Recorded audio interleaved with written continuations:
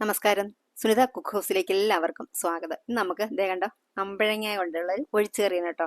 പണ്ട് കാലത്തൊക്കെ നമ്മളെ മാമ്പഴ പുളിശ്ശേരിക്ക് വെക്കത്തില്ലേ, അതുപോലെ തന്നെ ചെയ്യുന്ന ഒരു അമ്പഴങ്ങ ഒഴിച്ചുകറിയാണ്. പക്ഷെ തൈര് ചേർക്കത്തില്ല. അപ്പം നമ്മുടെ വീട്ടിൽ ടെറസിൻ്റെ മുകളിലോട്ട് ഉള്ളത്. അപ്പം മിക്കവാറും ഇതിൽ അമ്പഴങ്ങ ഉണ്ടാകും കേട്ടോ. നമ്മളിതേ കണ്ട ചെറുതുണ്ട് അതിൽ. അപ്പോൾ ഇത് ഒക്കെ എടുത്ത് കുറച്ച് കഴിയുമ്പോഴത്തേക്ക് ആ ചെറുതൊക്കെ വലുതായിട്ടുണ്ടാകും കേട്ടോ. അപ്പം അതിന് വേണ്ടിയിട്ട് ഞാനൊരു ചട്ടി വെച്ചിട്ട് അതിലേക്ക് ഈ അമ്പഴങ്ങയുടെ കുറച്ചൊരുമാതിരി കറുത്ത ഇതൊക്കെ ഉണ്ടായിരുന്നല്ലോ, അതൊക്കെ അങ്ങ് ചീവി കളഞ്ഞിട്ടോ. എന്നിട്ട് ഇത് ചട്ടിയിലേക്ക് ഇട്ട് കൊടുത്തിട്ടുണ്ട്. ഇനി കുറച്ച് വെള്ളം കൂടെ ചേർത്തൊന്ന് വേവിച്ചെടുക്കുകയാണ്. ഒരു 10 മിനിറ്റ് കൊണ്ട് തന്നെ പെട്ടെന്ന് വെന്ത് കിട്ടിയിട്ട് നന്നായിട്ടത്. അപ്പം നമ്മൾ ഗ്രേവിക്ക് അനുസരിച്ചിട്ട് വെള്ളം ചേർത്ത് കൊടുക്കണം. എന്നിട്ട് അതിലേക്ക് കുറച്ച് മഞ്ഞൾപ്പൊടി ചേർത്ത് കൊടുത്തു. ഇനി ഒന്ന് അടച്ച് വയ്ക്കുകയാണ്. ഒരു 10 മിനിറ്റ് കൊണ്ട് തന്നെ ഇത് വെന്ത് വന്നിട്ടുണ്ടായിരുന്നു കേട്ടോ. ഇനി നമുക്കൊന്ന് തുറന്ന് നോക്കണം. നല്ല തീ കത്തിച്ചിട്ടുണ്ടായിരുന്നു കേട്ടോ, പെട്ടെന്ന് വേകാൻ വേണ്ടിയിട്ട്. അപ്പം അതേ തുറന്ന് നോക്കിയപ്പോൾ തന്നെ അമ്പഴങ്ങ ഒന്ന് വെന്ത് വന്നിട്ടുണ്ട് കേട്ടോ. ഇനി ഇതിലേക്ക് ഉപ്പ് ചേർത്ത് കൊടുത്തു. ഒരു 2 പച്ചമുളക് അതുകൂടെ ചേർത്ത് കൊടുത്തു. ഇത്തിരി കറിവേപ്പിലൂടെ ചേർത്ത് കൊടുത്തു.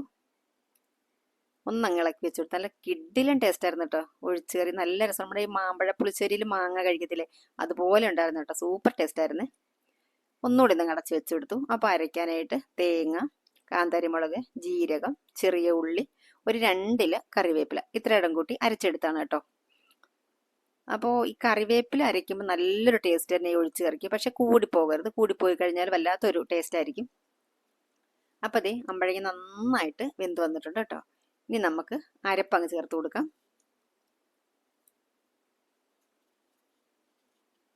നല്ലതുപോലെ അരയണം. നല്ല മഷി പോലെ അരച്ചെടുക്കണം. അരപ്പങ്ങ് ചേർത്ത് കൊടുത്തിട്ട് നല്ലതുപോലെ അങ്ങ് മിക്സ് ചെയ്യാണ്. ചെറുതായിട്ടൊന്ന് തിളച്ച് വരുന്നുണ്ട്. നമുക്ക് ഗ്രേവിക്ക് ആവശ്യത്തിനുള്ള വെള്ളം ചേർത്ത് കൊടുക്കണം. ഇതൊന്ന് കുറുകി വരും ഇരുന്നിട്ട്. ഗ്രേവിയൊക്കെ കഴിക്കാനായിട്ട് അടിപൊളി ടേസ്റ്റാണ് കേട്ടോ ചോറിന് കഴിക്കാനായിട്ട്. അപ്പോൾ നന്നായിട്ടൊന്ന് ഇളക്കി കൊടുത്തു.